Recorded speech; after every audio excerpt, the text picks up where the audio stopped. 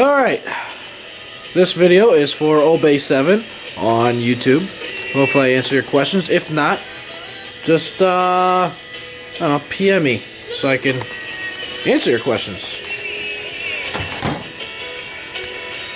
Put that camera down right there. You guys see me walk by. And here she is. Here's my baby. I've spent probably about $4,000 on this motor. And it's not even running yet. Still waiting on my heads to get back to normal la tulip. There she is. Isn't that pretty? That's a sight for sore eyes. Alright. So there's my Corvair motor. Let me turn this down a little bit. There's my Corvair motor. It's got a 110 amp alternator, high performance. Now how I did that was I took the front housing off of a Corvair stock. I put the front housing on the back of I think it was an 85 Buick. 85 Buick Regal V8. I looked it up. It was 110 amps. And I bolted the front half up to the back half of the Buick. Used the same pulley of a Corvair. And there you go. Now I have a 110 amp alternator for my Corvair. So I can run all my electronics that I'm going to run. I've got a automatic tensioner. Spring-loaded idler for here, on its way. Rebuilt the fuel pump. Rebuilt pretty much everything in here. It's going to be running a high pressure. Oil system is going to be running high pressure. I still have to do some work there on that. New bearing. New bearings in the whole thing. Everything in this is just pretty much brand new. Now, to answer his questions about these jugs, I already have the heat shroud on this bottom part here, but that doesn't make any difference. Now, which one's top and which one's bottom, he says. These jugs pretty much only go on one way. You take a look at it. See how the fins are? The smaller end of the fin right here goes towards the block. And then you got those little notches. But how do you figure top and bottom? Well, the studs on the top of the motor are spaced wider apart than the studs on the bottom of the motor.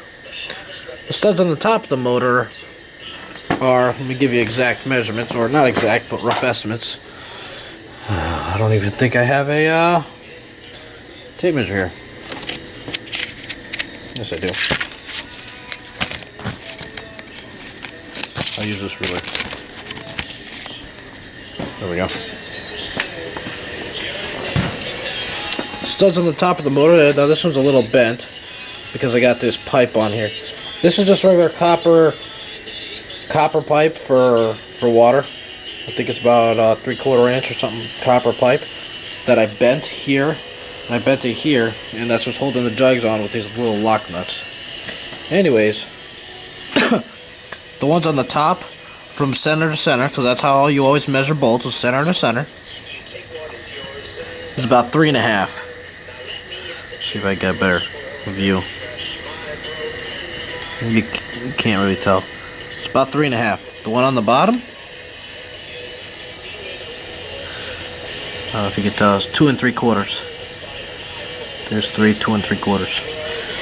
So you got 3.5 for the top studs, 2 3/4 on the bottom. The one with the wider fins here go towards the top, and the fins that are flat. These fins are flat, they're not rounded. See, the top ones are rounded, the bottom ones are rounded, but the side ones are always flat.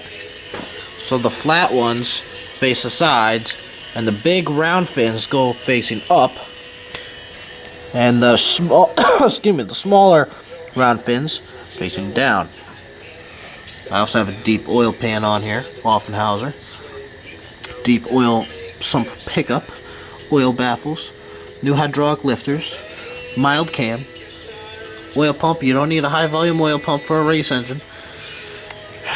You don't even need one for a race engine because you want to keep the oil pressure high. The only reason you would need a high volume oil pump is if you have a lot of oil leaks or the oil is not being pressurized in the motor properly. But my motor is being pressurized properly, so I use a factory oil pump to clean it out.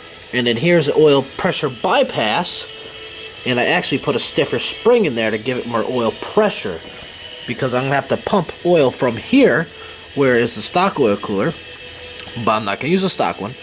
I'm going to end up pumping oil here into 2 tubes, stainless steel, that come out, and I come around and go right here to an oil cooler. Right here where the air inlet is for the top of the car. For the engine, actually. That's where the oil cooler is going to go. So this engine is actually going to hold about, I want to say, 3 extra quarts of oil. More than the factory one. Because the factory one I think only holds 3.5. This one I have a deep oil pan, so it's going to hold an extra, maybe 1.5 quarts extra in there. It's going to hold about 1 quart of oil in the lines. It's going to hold about 1 quart of oil in the external oil cooler. So it's going to have about 3 extra quarts of oil in this motor, which is good. More oil you have, the better. I have to spray this thing with fluid so it doesn't keep oxidizing. I'm going to put this away here.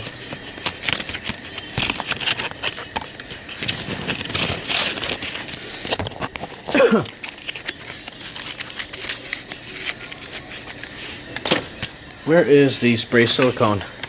Here it is. Spray silicone. Helps keep things from rusting or oxidizing. Let me turn the light on here for you guys so you can see my crank. There's my crank. New rear main housing. It's a new pilot bushing in there.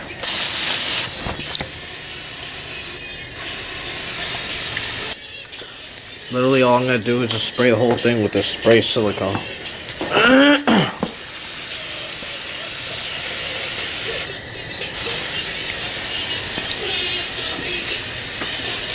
Just spray and spray. Oop, don't hit the pulley.